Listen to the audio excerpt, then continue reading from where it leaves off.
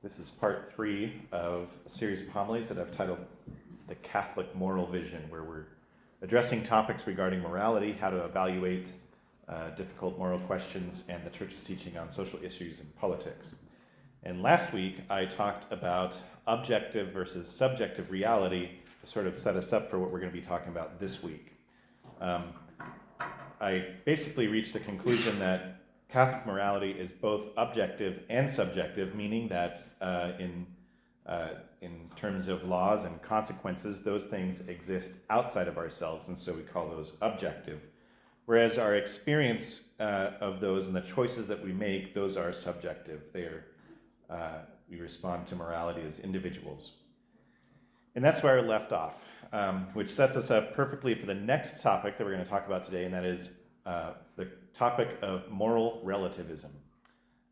Relativism is the theory that there are no such things as absolute truths. That something can be true for me, but it might not be true for you.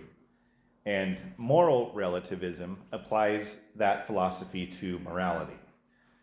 So to kind of give you an idea of what moral relativism looks like, it has 3 hallmarks or 3 defining characteristics. Number 1, a relativist would say that morality is changeable. That is, some time ago, certain things may have been considered to be okay, but in the past, that has changed, and we've gotten beyond those things in the name of progress. And on first thought, that seems to be the case. It seems evident that different cultures throughout history have had different moral codes. But just because something is thought to be correct in one time period doesn't mean that it is correct. If something is correct, it's not because the majority has the opinion. Is culture always correct? Is, for example, cannibalism, can that be acceptable in some cases because of culture? Is genocide a good thing, which has been done throughout history? I guarantee you that I could walk around the UNL campus and find plenty of people that, because of relativism, would be forced into saying that they can't really judge Adolf Hitler because he thought he was doing the right thing, making the world a better place. Is the morality of segregation or abortion dependent upon the time period that you live in? Or is racism and murder always wrong? Bishop Fulton Sheen, the great 20th century theologian, he once said, "Wrong is wrong, even if everybody is wrong, and right is right, even if nobody is right." So that's the first characteristic of relativism, that they say that morality changes throughout times and throughout culture. The second claim of moral relativism is that all morality is subjective. That is, it is up to what I feel to be correct. And basing things off of our feelings is always very dangerous because our feelings change. But this is a very common thing that people do. To say that something is wrong often makes us feel guilty when I do that thing. Feeling guilty makes me feel bad. And so instead, you just do what feels right. And unfortunately, no matter how you feel about something, that feeling doesn't change the outcome of your actions. That guilt is there for a reason. It is built into us. It's there to tell us that something needs to change, that we're doing something wrong. Now, guilt can be misplaced, and it can be sort of a symptom of a different underlying issue. But generally speaking, guilt is there for a reason. Just like when I stick my hand into a flame, the physical pain tells me that's a bad idea. Our guilt tells our soul, hey, maybe this isn't a thing that we should be doing. And no matter how we feel about something, there are still consequences to our actions. It would be silly to think otherwise. The third claim that moral relativism makes is that all morality is individual, meaning that there are different rules for everyone. And this leads to all sorts of problems. At first, this may sound liberating, that we are absolutely free if we are able to create our own moral laws and do what we believe will be fulfilling for us. But that's not quite realistic. Does creating your own truth actually equal freedom? It's a little arrogant, I think. It'd be like creating your own mathematics or creating your own history. And if you're a student of world history, it's difficult to see the absolute devastation that moral relativism leaves in its wake. Like, if you think about it, if I demand the right to be free by creating my own values, doesn't that essentially say that everyone else's opinion doesn't really matter to me? There's going to be a lot of arguing and a lot of conflict in this way of thinking, and that is what history has borne out. I want to help the poor, but I steal to do it. I want to stay out of trouble, but I lie to do it. I want to show affection, but it leads to lust. Margaret Sanger wanted to end poverty by encouraging abortions among minorities, and so she founded Planned Parenthood. One of her most famous quotes was, "There aren't too many people in the world. There are too many of the wrong kind of people in the world." The most evil actions could be considered good provided that there is a good enough intention. Abortion, euthanasia, adultery, genocide, they could all be justified under the guise of good motives. And if that's the case, who decides what is or what is not a good enough reason to do something, if all morality is subjective? World history shows that the winner in this type of system of thinking usually comes down to who has the most power, which is never free. Dr. Peter Kreeft, a Catholic philosopher and writer, he once said, "The issue of moral relativism is the single most important issue of our age, for no society in all of human history has ever survived without rejecting it." I think that's pretty true. The tricky thing about moral relativism, though, is that it's never called moral relativism. It usually presents itself as being open-minded or tolerant. But is it good to be closed-minded about some things? I am closed-minded about putting my hand into a wood chipper. It's good for me to be closed-minded about it. You should be intolerant of some things. People who believe in relativism say that we can't impose our morality on someone else, that you can't legislate your personal beliefs. But if you saw somebody beating a child, would you try to stop it? Or would that be, quote unquote, imposing your morality on others? Moral relativism can come in slightly different variations. The first version of moral relativism is called situation ethics, where the goodness or the evil of an action is determined by the particular situation. The same action could be deemed good or evil. It just depends on the circumstances. The most common example of this is a couple who lives together before they get married, and they do so for financial reasons. It's cheaper to share rent. You can refer back to my homilies on marriage about why it's destructive to relationships. Another example of situation ethics would be the so-called argument of abortion for the quote-unquote health of the mother, and that often includes mental health, and by mental health they usually just mean, well, it'd be really inconvenient for me. The consequences of situation ethics basically is that nothing is always wrong. It depends on the situation. If you have a good enough reason for doing something, then you should be able to do it. And we are really good at coming up with good enough reasons. We can justify pretty much anything. But what happens if someone doesn't like your reason? Well, there's still going to be consequences. And speaking of consequences, the second form of moral relativism is called consequentialism. And this is where an action is judged to be good or evil by the consequences that come from it. So the first one, it's good or evil based off of the circumstances. And this one is what you perceive to be the possible consequences. So you're basically making an educated guess in this one. So the action itself, in this form of moral relativism, consequentialism, the action itself is not good or bad. The consequences make it. An act is good if the person perceives a good outcome, and an act is evil if an evil outcome is expected. Another name for this is simply that the end justifies the means. The goal justifies the route that you take to get to the goal.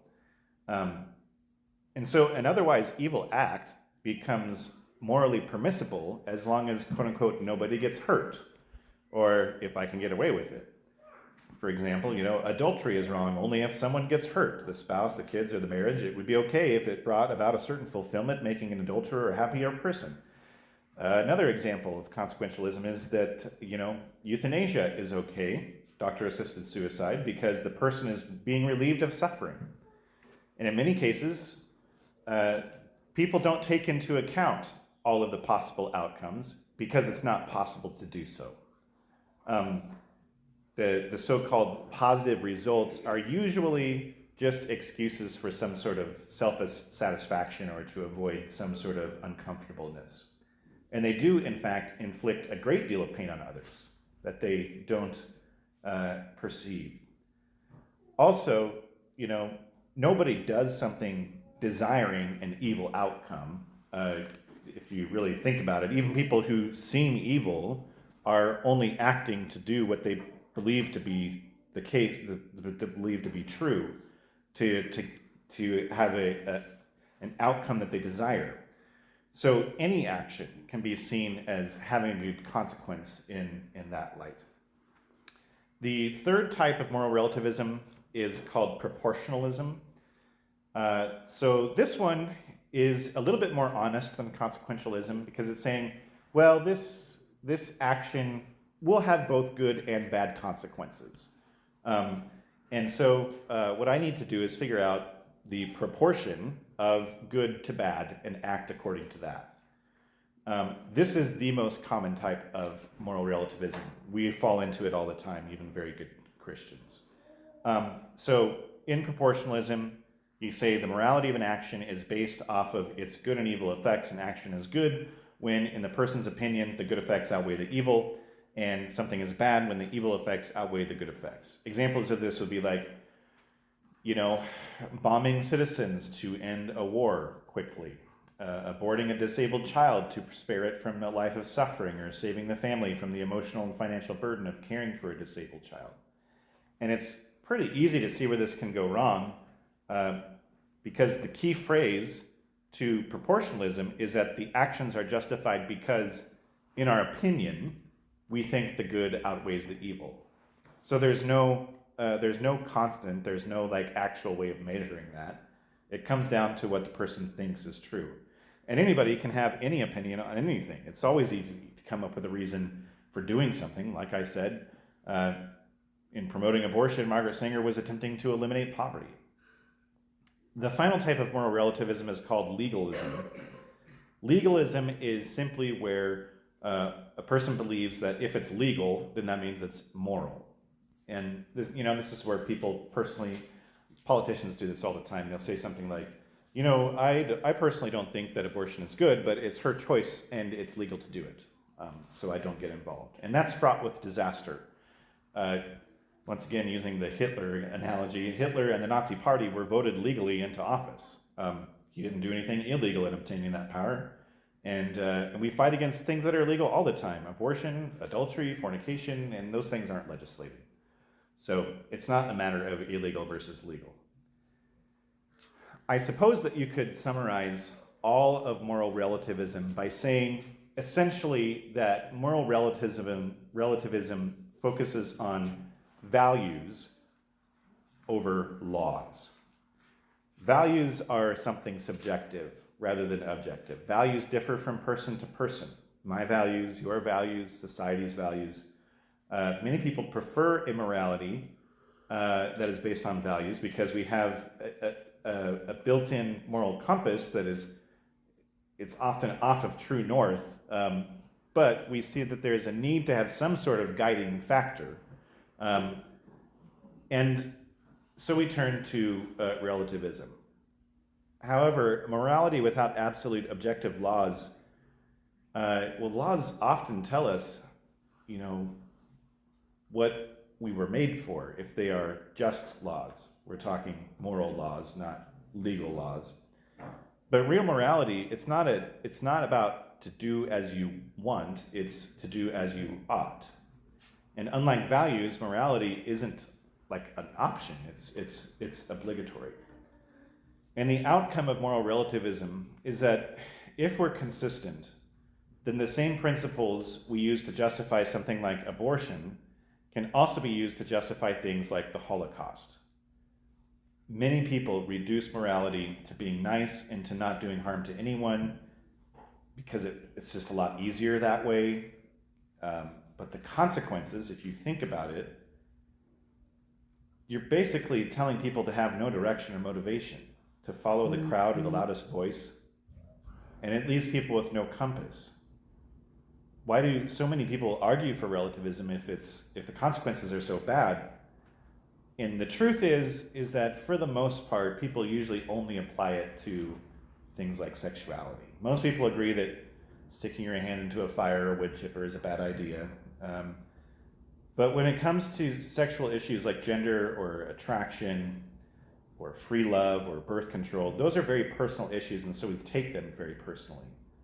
The really attractive thing about relativism is that it's as a result, you can essentially do whatever you want in those sorts of departments.